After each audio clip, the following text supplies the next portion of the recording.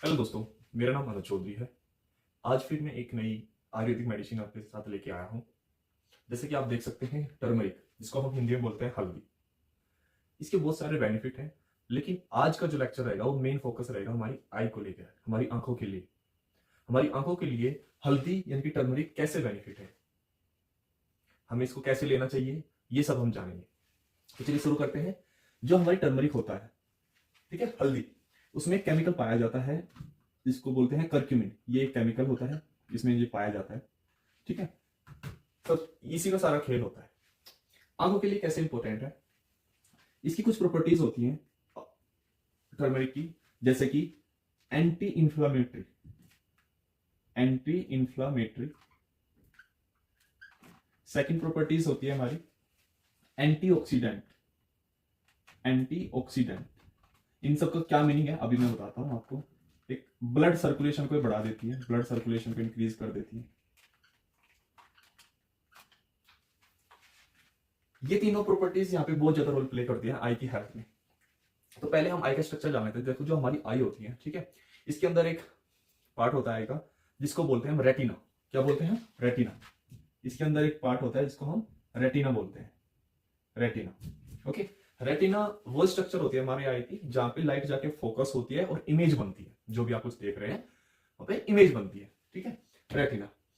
तो अगर इसकी हेल्थ खराब हो जाए, रेटिना में कोई दिक्कत आ जाए, जो कि ज्यादातर देखा गया है जैसे जैसे एज बढ़ती है तो रेटिना खराब होने लगता है, ठीक है।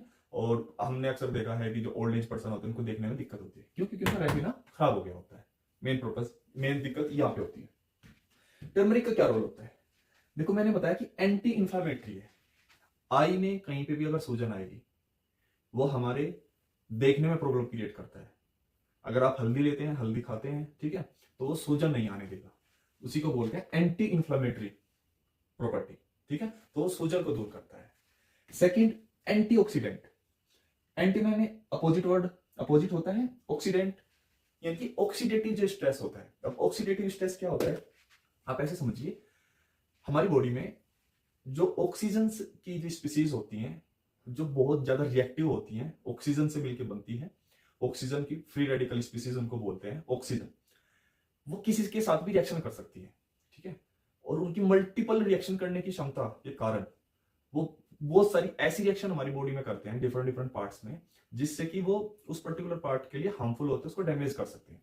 यानी कि हमारे डीएनए को भी डैमेज कर सकते हैं, ठीक है, डीएनए आरएनए प्रोटीन को डैमेज कर सकते हैं, हमारी सेल को डैमेज कर सकते हैं, ठीक है, हमारी जो नर्व सेल्स होती हैं उसको हम डैमेज कर सकते हैं, हमारी जो ब्लड वेसल है उसको ही डैमेज कर सकती हैं। तो जहां पे भी ऑक्सीडेटिव स्ट्रेस बनेगा वहीं पे वो उस सेल को, उस टिश्यू के लिए वो हार्मफुल होगा और उसको डैमेज कर देगी। तो अगर ऑक्सीडेटिव स्ट्रेस हमारी आंखों में है, ठीक है, हमारी बॉडी में बन रहा है, तो वो आंखों में भी हो गया, ठीक है। तो उससे क्या होगा, जो हमारी ऑप्टिक नर्व है, यानी कि वो नर्व जो हमारी आंखों को हमारे ब्रेन से, दिमाग से जोड़ रही है। जब भी तो मैं देख पा रहा हूं कि ये मोबाइल है, ये लाइट है, ये पेड़ है, ठीक है। अगर ऑप्टिक नर्व का और आई का कनेक्शन है तो हमें वो रेटिना पे क्या इमेज बनी, क्या पता, लाइट फोकस हो रही है, हमें आइडेंटिफिकेशन कैसे मिलेगा। तो अगर ऑक्सीडेटिव स्ट्रेस होगा तो हमारी ऑप्टिक नर्व डैमेज हो जाएगी, ठीक है। दूसरा क्या होगा कि जो हमारी यहाँ पे जो सेल होती है हमारी बाकी आई के अंदर, वो डैमेज हो जाएगी। जो हमारी ब्लड वेसल होती है, जो ब्लड लेके जाती है हमारी आंखों तक, वो डैमेज हो जाएगी, यानी कि ब्लड सर्कुलेशन खराब हो जाएगा, ठीक। ये सब किसके कारण हो रहा है? ऑक्सीडेटिव स्ट्रेस के कारण। तो टर्मरिक में क्या केमिकल पाया जाता है? करक्यूमिन। वो क्या काम कर रहा है? एंटीऑक्सीडेंट, यानी कि जो ऑक्सीजन की फ्री रेडिकल स्पीसीज है उनको खत्म कर दे रहा है, ठीक है। तो जब वो खत्म कर दे रहा है तो हमें उनसे होने वाले किसी भी नुकसान को देखना नहीं पड़ेगा, सामना नहीं करना पड़ेगा। तो किसका काम कर रही है? एंटीऑक्सीडेंट का। होप आपको क्लियर कि ऑक्सीडेटिव स्ट्रेस क्या होता है। थर्ड आते हैं ब्लड सर्कुलेशन। ये हमारी आंखों में ब्लड सर्कुलेशन भी बढ़ा देता है। देखो, हमारी बॉडी के किसी भी पार्ट के लिए अगर हम उसकी अच्छी हेल्थ चाहते हैं तो उस पर ब्लड सर्कुलेशन होना बहुत जरूरी है।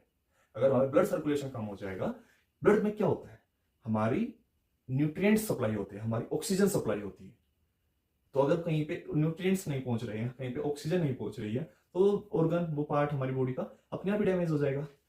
लेकिन अगर वहां पे अच्छा ब्लड सर्कुलेशन है, उसकी हेल्थ अच्छी रहेगी, तो यहाँ पे करक्यूमिन क्या करता है, हमारी आंखों पे ब्लड सर्कुलेशन अच्छा कर देता है, बढ़ा देता है, ज्यादा कर देता है, जिसकी वजह से क्या होता है, हमारी हेल्थ जो आई की है वो अच्छी रहती है। तो हमने क्या जाना कि जो टर्मरिक है उसमें एंटी इंफ्लेमेटरी, यानी कि वो सूजन अगर आंखों पे आ रही है तो उसको दूर करता है, एंटीऑक्सीडेंट का काम करता है, किसी भी ऑक्सीडेटिव स्ट्रेस को दूर करता है, ब्लड सर्कुलेशन बढ़ा देता है, जिससे कि हमारी ओवरऑल आई की और मेनली इनकी रेटिना की जिस पे जाके इमेज बनती है उसकी हेल्थ सही रहती है। हमारे जो ऑप्टिक नर्व है, जो नर्व हमारी आई को ब्रेन को जोड़ रही है, उसकी हेल्थ अच्छी रहती है। ठीक है, हमारी आंखों पे कोई एक्स्ट्रा प्रेशर नहीं बनता है, जिसकी वजह से हमारी आंखें बिल्कुल नॉर्मल फील करती है, हमें कोई पेन फील नहीं होता है। तो ये सब किसके कारण होता है, टर्मरिक के कारण। तो ये सब इसके बेनिफिट हुए। अब बात आती है कि हम इसको ले कैसे सकते हैं। अब इसको जो नॉर्मली इंडियन फूड में हम किचन में इसको यूज करते हैं, एक तरीका ये है कि आप इसको खाने में जरूर डालें। ठीक है, दूसरा तरीका क्या है कि आप इसको एज ए सप्लीमेंट ले सकते हैं। अगर आपको टेस्ट में कोई दिक्कत नहीं है तो आप उसको पानी में डाल के ले सकते हैं। करंटली टर्मरिक के कैप्सूल भी आते हैं, यानी कि कर्क्यूमिन के नाम से या टर्मरिक कर्क्यूमिन के नाम से कैप्सूल आते हैं, वो आप उसको ले सकते हैं। या आप दूध में, मिल्क में 1 चम्मच हल्दी डाल के ले सकते हैं। उससे बेनिफिट क्या होगा, अभी मैंने आपको जो बेनिफिट बताए हैं आई रिलेटेड बताए हैं, लेकिन टर्मरिक के मल्टीपल बेनिफिट है, वो सब बेनिफिट आपको मिलेंगे। तो ये कुछ तरीके हैं जैसे आप ले सकते हैं टर्मरिक को, हल्दी को अपनी अच्छी आई की हेल्थ के लिए और बाकी सब बेनिफिट के लिए जो कि हमें टर्मरिक या कि मेनली कर्क्यूमिन जिसमें पाया जाता है उसकी वजह से मिलता है।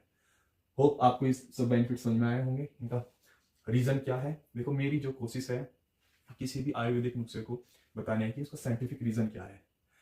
I am a PhD student, तो मेरे यूट्यूब चैनल पे जो भी जानकारी दी जा रही है वो बहुत ही साइंटिफिकली प्रूफ है। आपको किसी भी चीज़ पे डाउट है तो आप कमेंट करके मुझसे पूछ सकते हैं, इसका रेफरेंस क्या है, क्या इसका रिसर्च पेपर है, मैं सब आपको प्रोवाइड करा सकता हूँ। फिर मिलता हूँ एक नई वीडियो के साथ, एक नए लेक्चर के साथ। तब तक जय हिंद, जय भारत।